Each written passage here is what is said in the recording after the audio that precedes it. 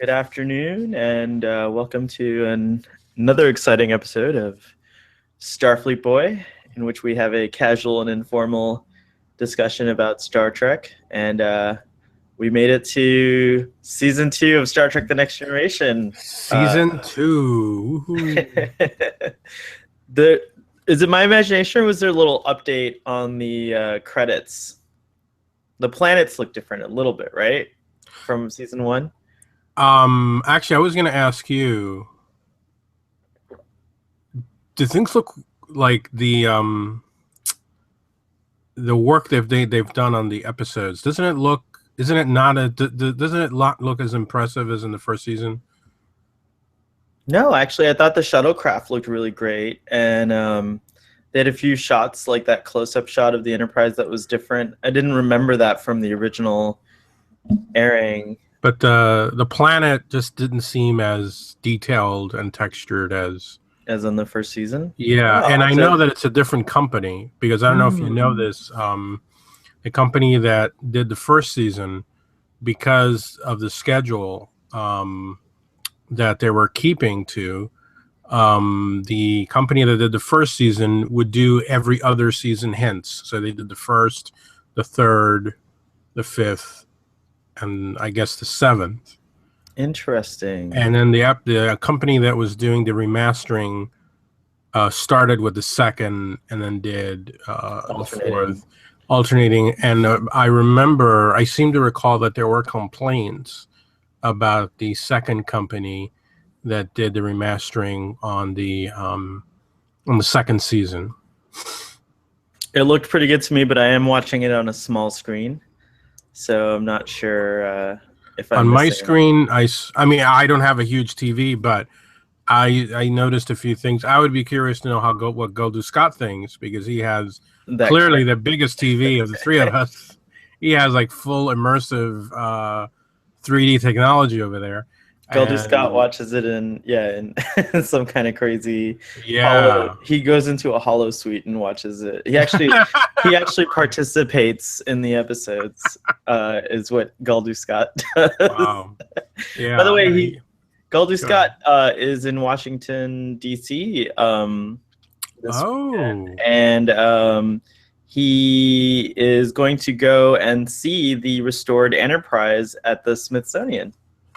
Ah, the restored Enterprise. There it is. Beautiful, is she not? She sure is. What a fine ship. When I talk, the camera switches to me, so you got to talk. Oh, okay. Okay, there we go. The beautiful Enterprise.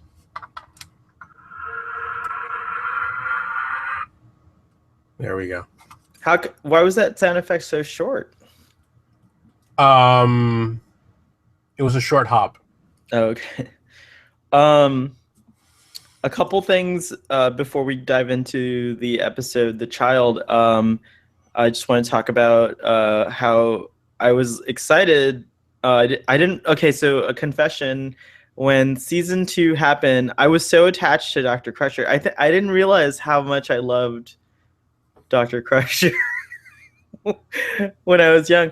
But I actually boycotted season 2 of Next Generation when it first aired, because I was so unhappy that Dr. Crusher was gone, and they replaced her with Dr. Pulaski. But this is when you were in middle school, correct? Yeah, this is when I was so it was actually before we met. Before we met, right. Okay. I was very upset about season 2.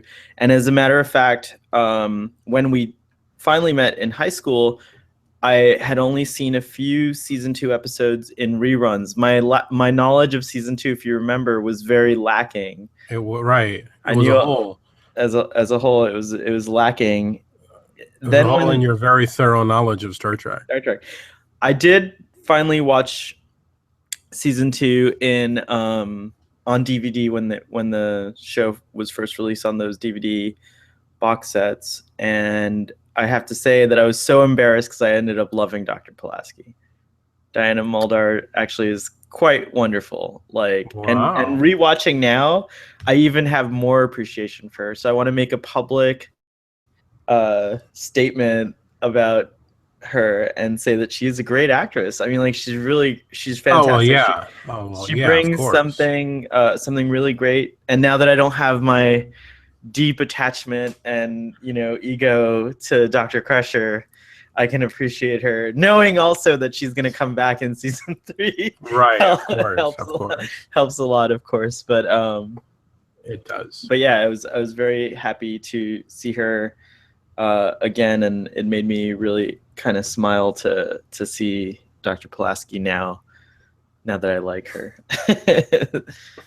Yeah, it's these weird little things that we get attached to, characters and. I understand. My brother was that way too. My brother got very attached to the first commander on Babylon 5, and he obviously was very attached to Michael Keaton as Batman. So my brother has a long history of of doing things like that. And I, on the other hand, I think I find it interesting when casts are shuffled around like that, and we get new blood, and as long as certain characters remain, it can be exciting to see new character cocktails, as I call them, with these cast changes. And we certainly get that with this episode. A lot of exciting things going on. So I'll jump into a quick little summary. Season 2 opens with the episode called "The Child." Among other things, we're introduced to 2 new characters: Dr. Pulaski, and then also Guinan is introduced in this episode. We also get to see 10 Forward and a bunch of exciting things. The story is very simple. There's some kind of plasma plague, whatever that is, happening, and unfortunately there's not really a way to cure it, but they have all these other samples of plagues that they need to transport to a medical base in order for scientists to kind of like use these samples to figure out the vaccine. However, they're highly unstable and volatile and can completely decimate the population of the Enterprise should any of these little nasty bugs get out. So Geordi invents this clever containment system, and we're getting ready to, that's like kind of like how we get introduced. Meanwhile, this little star child thing, this star thing, comes into the Enterprise, flies around, investigates, and then impregnates Counselor Troi. It's kind of like an immaculate conception of sorts, and so then we have that to deal with. All of a sudden, Counselor Troi is pregnant. She's gestating at an insanely rapid rate, hours instead of months. She has this child, this baby, who she named Ian after her father. And then Ian is experiencing lots of childhood type things. But unfortunately, he's also the source of radiation, which is causing one of those samples to go crazy. And it's going to break its containment and then break through the containment chamber and kill the entire crew if they can't do something. The enlightened little alien, Ian Starchild, realizes this and decides that he needs to go back to his original form. We get this really emotional goodbye with Counselor Troi, and the alien life form goes back. Everything's fine. End of episode. Does that cover it? Yeah, it does. So what did you think of the opener for season 2? I thought it sucked. Really? I thought it sucked big time. It sucked back then, and it sucked now. It was a horrible episode. Nothing happens, man. Nothing. A lot. It's boring. It was originally intended to be an episode on Star Trek Phase 2. Who's gonna get pregnant? Lieutenant Ilea. Oh. And of course, the guy who was going to be standing, just as Riker was standing just a little bit off away from Troi, it was supposed to have been Commander Decker. So this was an episode that was supposed to have been an Ilea Decker episode, and in the original premise, in the original episode, the Star Child was somehow compromising the Enterprise, the hull of the Enterprise. And apparently, the Star Child was choosing among different hosts as it was traveling, and the other choices were Uhura or Chekhov. Oh. So imagine a pregnant Chekhov, shall we? Fascinating. Walter Koenig would probably have loved doing that episode. I could just see the conversation with the director now. You want me to wear this prosthetic? Captain, I have a baby inside me. Oh, that's pretty good. That's pretty good. By the way, I don't think we've talked about this on Starfleet Boy, and unfortunately, because these are pre-recorded, it's not as timely. Right. But Anton Yelchin passed away not too long ago, and it was really hard, kind of sad news. I'm still actually pretty shook up every time I think about it. And Walter Koenig did give a very nice kind of tribute to him. And we know that Walter Koenig has had a very similar situation with he lost his child in a tragic way recently, maybe a few years. And so he can relate to the parents of Anton Yelchin. And well, it's just sad because Kelvin Timeline Chekhov was one of the delights of the new Star Trek series. And it's sad that this Star Trek Beyond is going to be his last film, but it's great that Anton Yelchin contributed his talents to Star Trek. Yeah, no, he's a great actor. I liked him in Star Trek. I liked him in not the last Terminator movie, but the one before, Salvation. Oh, Salvation. He played Kyle Reese. Excellent, Kyle Reese. And he was the main character in Odd Thomas, based on those Dean Koontz. That's the name of the author? I think so, yeah. And Charlie Bartlett, too. And then he was in Fright Night also. With David Tennant? With David Tennant, yep. Oh, and Colin Farrell, yeah. Yeah, he's great. He's just great in everything. He was, yeah. He's a talent that will be sorely missed. Moving back to the episode, nothing happens in this episode. I really don't know what I can tell you. I'm going to have to disagree. I think a lot happens. Maybe nothing happens. Tell me what happened in the episode. So we get Chief Engineer. Geordi's the Chief Engineer. Yeah. That's about 5 seconds. We meet Chief O'Brien, right? Isn't this his first time on the show? Or was he in season 1? I can't remember. Dude.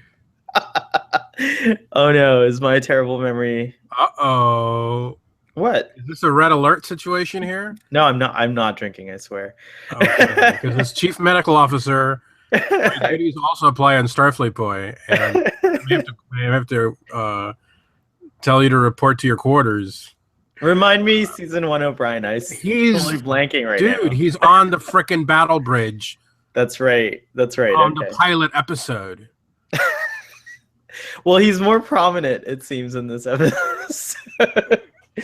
The lighting, because of all the transporting, because of all the... Yeah, I guess so. But the lighting is way better.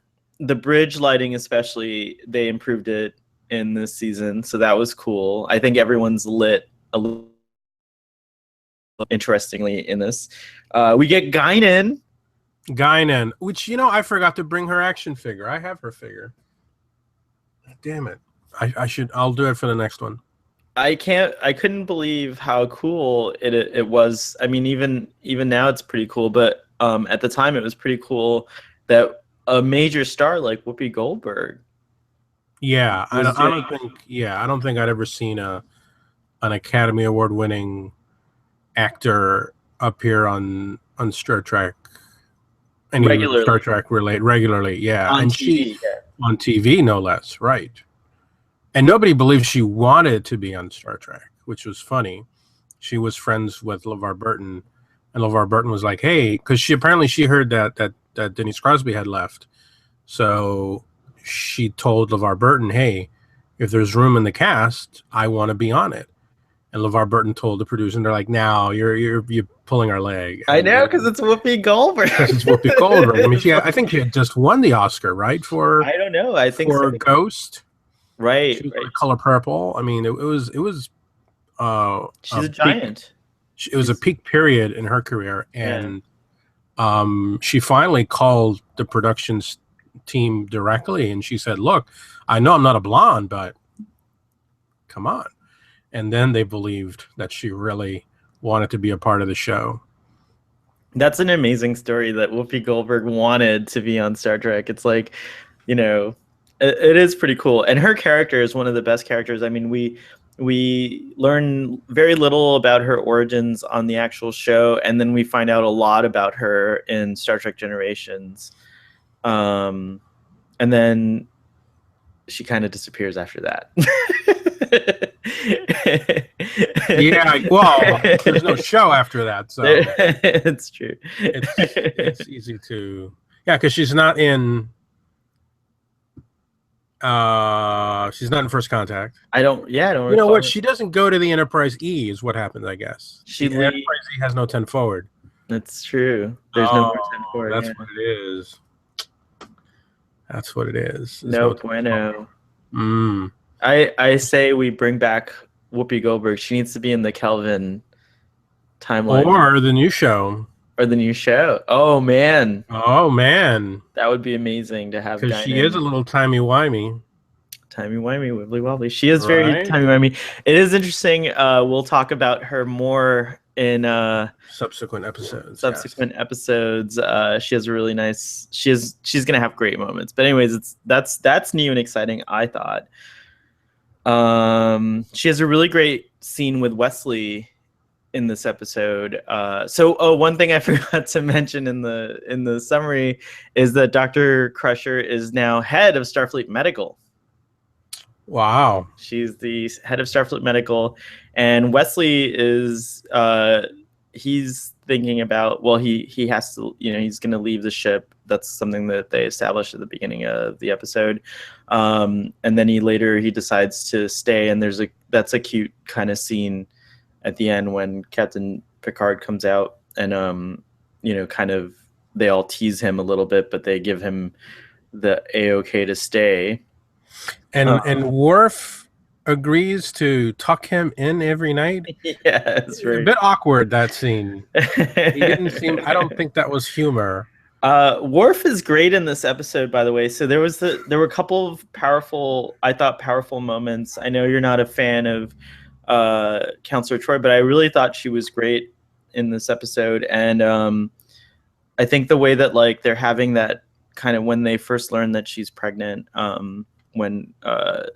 which is a great scene also because Captain Picard's looking for Dr. Pulaski, and she hasn't reported yet, and so they find out the computer says she's in 10 forward. He goes down there, Guinan points her out, and that's we meet Guinan, and then Dr. Pulaski, Picard's about to give her kind of probably a what's for or a little scolding, and then he quickly discovers that she's consoling and diagnosing Counselor Troi, who is pregnant. But then they have a meeting afterwards in the conference room, and I just love the way that scene played out because at first, Riker, you see everyone reacting to this, and you just kind of see Counselor Troi. She's sitting apart from everyone, isolated. She's going through this kind of weird situation. I mean, she has no idea how she became pregnant. Also, by the way, that scene where the Star Child alien impregnates her is kind of racy for television, I thought. It's a little... She kind of has a crazy little orgasm there in that scene. But anyway, back to the conference scene. Riker's like, who's the father? He's completely shocked. you know.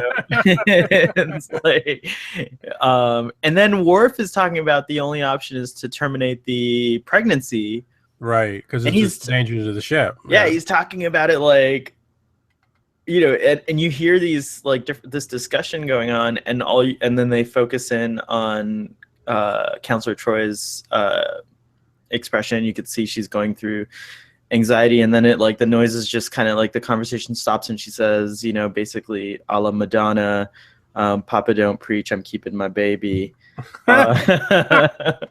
And Picard says, well, end of discussion right there. But I just thought that was a beautifully directed moment, and a pretty intense kind of scene. What did you think? I don't know, I just didn't care, to be honest. You know, once the kid is born, the episode's kind of downhill from there. I mean, I guess I'm comparing in my head. I don't know if you remember V. Remember when the girl was having the lizard baby, and there was like all this build up and anticipation, like, oh my god, what the hell is going to come out of this woman, this young girl, and it was like this lizard baby, I think, right? I think it was. Yeah, I kind of vaguely remember the big. Or she had twin. I don't remember, but I just remember this big anticipation, like, oh my god, what the hell is going to come out of this poor girl? And you know, what comes out is a normal kid out of Troi, and the kid hardly has any lines in the episode. I think the episode, I mean, I'm not sure what the intentions were. I don't know if the intentions were to evoke, you know, other creepy baby movies like Rosemary's Baby, or creepy kids movies like Village of the Damned and stuff. But I can tell you it didn't work. I mean, I think that would have been an interesting route to take. I think Troi, I don't really understand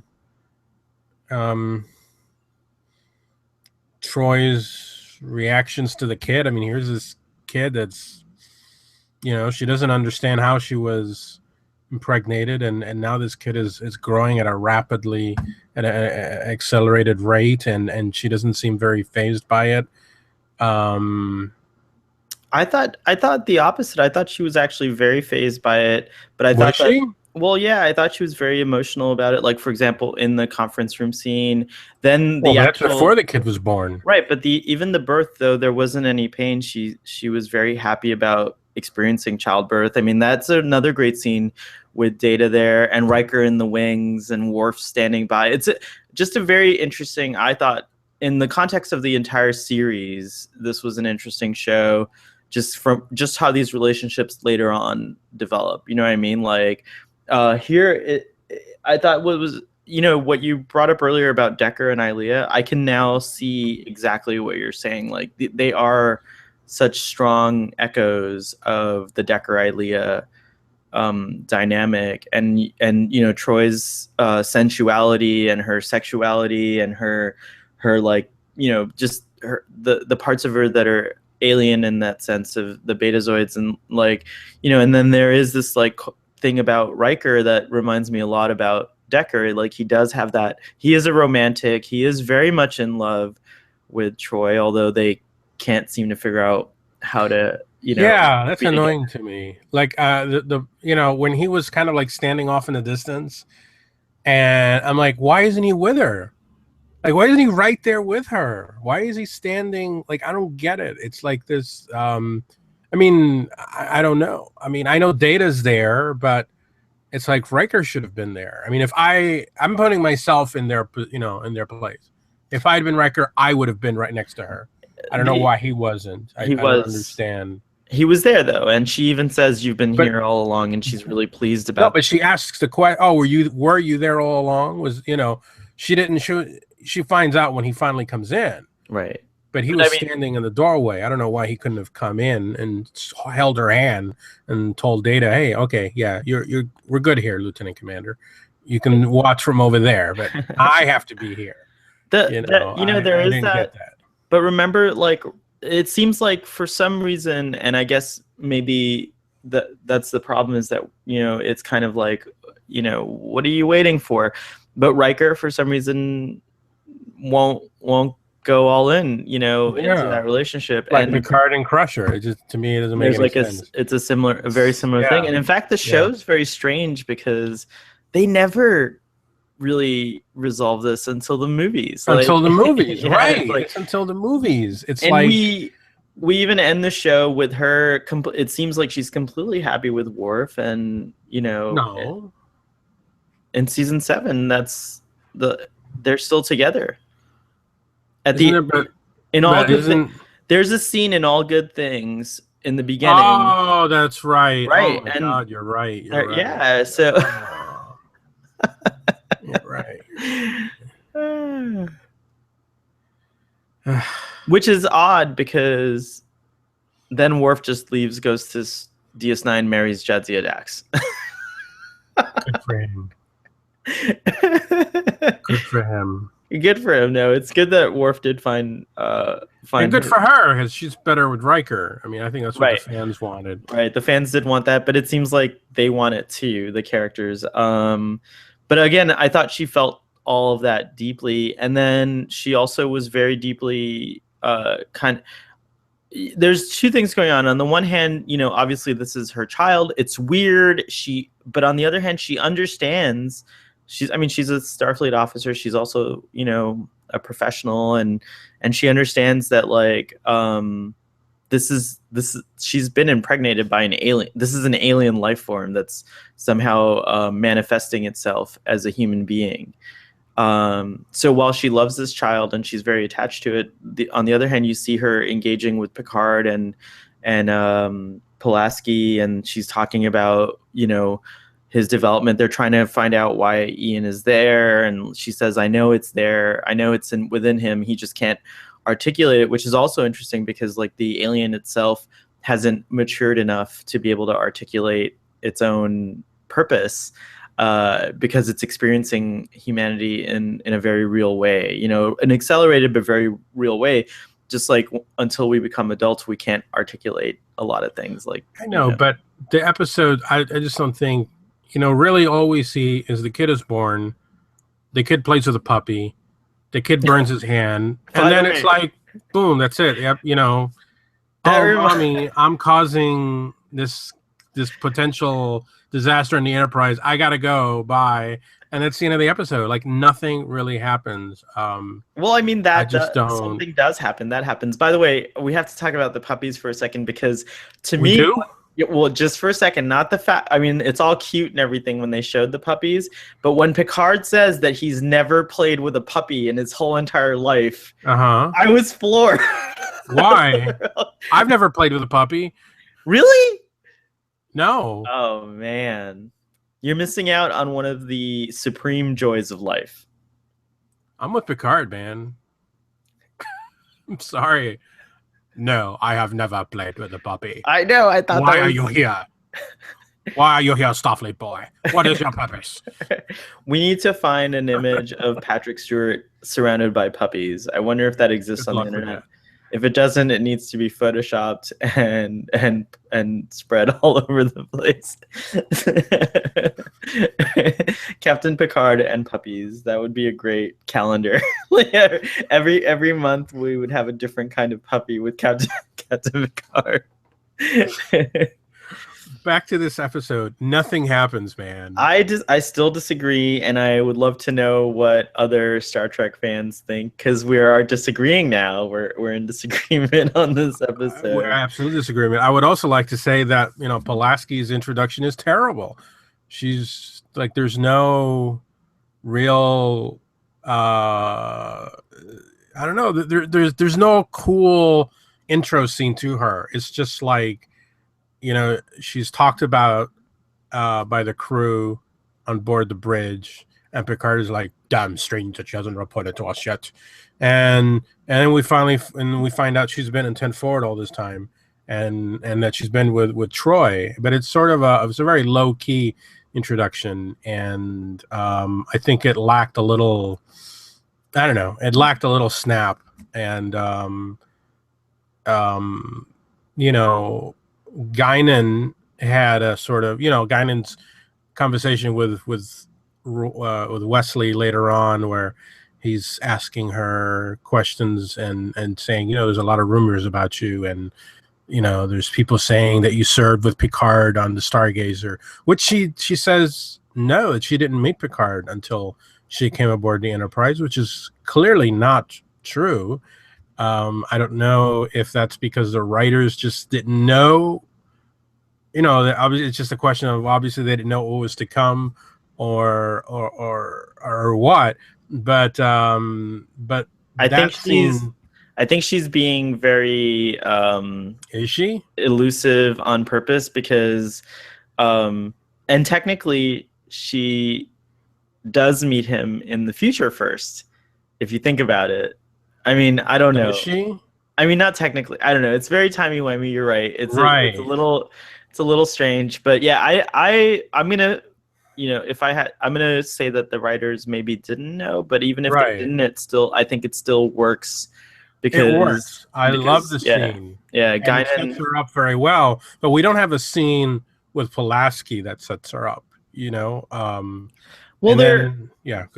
I mean, I hear what you're saying, but on the other hand, they also kind of, I think, just like jumped right in with her. They were just like, well, she's, this is part of her character. She's just like starts working and getting things done. They had that kind of interesting scene where they're setting up this thing that happens for like a little while, where she really doubts Data's sentience, or and she calls him Data in that one scene. There was that one scene where it says Data, and Data. You say data, I say data. You say potato, I say potato. Tomato, data, data. Let's call the whole thing off. I think you want to call the whole thing off on this episode, but yeah, you can. So I think that right in with her. You're right. She doesn't really get like a introduction, but there is also kind of like a little build up about Pulaski and how great she really is and everything like that. So. And I think she's a good match for Picard. There's like this awkward thing going on between them. Subspace communication. You hear that? Yeah, of course.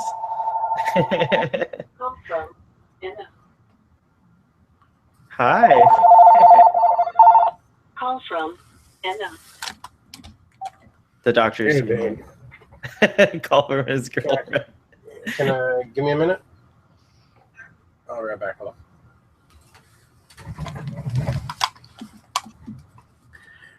Let's rate the episode, sir. Emma's on the line. All right. Okay, we'll rate the episode. So I give it out of 10. Now we're on this 10-star scale, right? Right. So I give this episode a solid 7, but there are a few things I want to talk about. Before we is there? Oh, because I gotta. I give this episode a 0. Wow. Yeah, this episode sucks, and I wish it to be deleted from season 2. Oh man. Well, I just wanted to say that, like, on the closing note, since we have to rush and finish this. I'm sorry. I apologize. No, I understand completely. We understand on Starfleet Boy, relationships do come first. Thank you. But I would say that I thought that the writers were trying to echo a little bit of the hard science fiction and new life form thing that we got in Encounter at Farpoint. I don't think they succeeded as well as they did, but it is a new kind of experience. This alien basically is able to become a human and live as a human for a little while before it goes away. And okay, let me just say this. Jesus Christ, this is a terrible episode. Your face is red alert. All right, well, I'm gonna say live long and prosper. Thank you for joining us on another episode, and we'll be back shortly to talk about the next one.